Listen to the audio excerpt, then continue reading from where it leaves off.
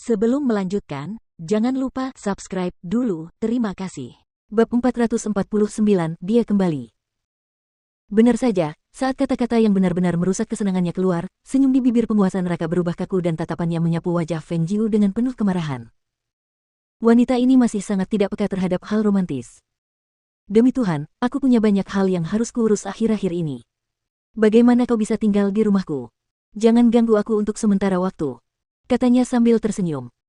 Ketika melihat raut wajah Feng tidak terlihat baik, dia melanjutkan, meskipun aku berterima kasih atas bantuanmu yang besar untuk keluarga Feng, aku masih ingin mengurus semuanya dengan kekuatanku sendiri. Ia bukanlah wanita yang bergantung pada laki-laki. Ia terbiasa menghadapi banyak hal sendirian. Jika ia bergantung pada orang lain secara membabi buta, ia pada akhirnya akan mengembangkan kepribadian yang bergantung. Wanita yang sangat membutuhkan akan bergantung pada laki-laki untuk penghidupannya, dan ia tidak akan pernah membiarkan dirinya menjadi wanita seperti itu. Mendengar perkataannya, penguasa neraka menatapnya dalam-dalam dan melihat bahwa meskipun dia tersenyum, matanya sangat bersungguh-sungguh. Setelah berpikir sejenak, dia mengerti apa yang dimaksudnya. Karena itu, dia tidak membuka matanya. Suaranya yang rendah dan memikat membawa nada arogan, penguasa ini juga bukan orang yang akan melakukan segalanya untukmu. Kalau begitu, sudah beres. Leng Xuang, bawa penguasa neraka ke halamannya untuk beristirahat, serunya. Leng Xuang masuk dan memberi isyarat untuk mengundang penguasa neraka. Silakan ikuti saya. Meskipun kulitnya tebal, ada sedikit rasa kehilangan ketenangan karena malu di wajahnya karena dia berulang kali mendorongnya. Karena itu, dia berdiri dengan tenang dan melangkah keluar setelah meliriknya sekilas. Bayangan satu menatap Feng Jiu yang sedang bersandar di pintu. Ia mengikuti langkah tuannya dan berjalan keluar dari halaman. Ia mendesah dalam hati.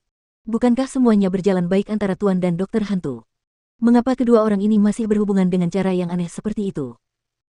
Feng Jiu menatap kepergian mereka dengan tatapan mata yang dalam. Butuh waktu lama untuk menarik kembali pandangannya dan masuk ke kamarnya. Setelah menutup pintu, Feng Jiu memasuki ruangan untuk berkultivasi. Saat malam tiba, serigala abu-abu yang bertindak atas perintah Feng Jiu pergi ke istana sendirian. Dia diam-diam menyelinap ke istana Murongbo. Dia mengejek dalam hati ketika melihat banyak orang menjaga keempat sudut istana. Jadi, sebanyak itukah jumlah orang yang melindunginya? Itu seperti menuruti pikiran-pikiran aneh. Menyinggung perasaannya adalah hal kecil, tetapi jika dia menyinggung Ghost Doctor, yang merupakan calon simpanannya, dia akan mendapat masalah besar. Botol obat yang diberikan dokter hantu itu muncul di benaknya. Dia mengeluarkan botol itu dan memainkannya. Sepasang matanya melihat ke segala arah dan meletakkan botol itu kembali. Dia menghindar dan terbang turun. Murongbo, yang berjaga-jaga, tidak tahu bahwa seseorang telah menyelinap ke istananya dan mendatanginya. Setelah tengah malam, serigala abu-abu kembali ke halaman Feng Jiu dan melihat bahwa lampu telah padam. Dia harus kembali ke rumah tuannya terlebih dahulu. Sebelum memasuki halaman, dia melihat bayangan satu di halaman yang meliriknya dan bertanya, "Kemana saja kau?" "Saya melakukan tugas untuk dokter hantu." Dia menyeringai dan berkata dengan penuh semangat. Ketika dia hendak menceritakan apa yang dia lakukan malam ini, dia mendengar suara tuannya dari dalam ruangan. "Datang." Mendengarkan suara berat itu, serigala abu-abu melihat dengan waspada dan bertanya, "Bagaimana suasana hati tuan?" Setelah menerima perintah dari dokter hantu, dia keluar untuk membiasakan diri dengan rute tersebut, jadi dia tidak tahu apa yang telah terjadi di kediaman Feng. "Kau tidak akan tahu sampai kau masuk." Shadow Wan mengisyaratkan dia masuk tanpa berkata apa-apa lagi.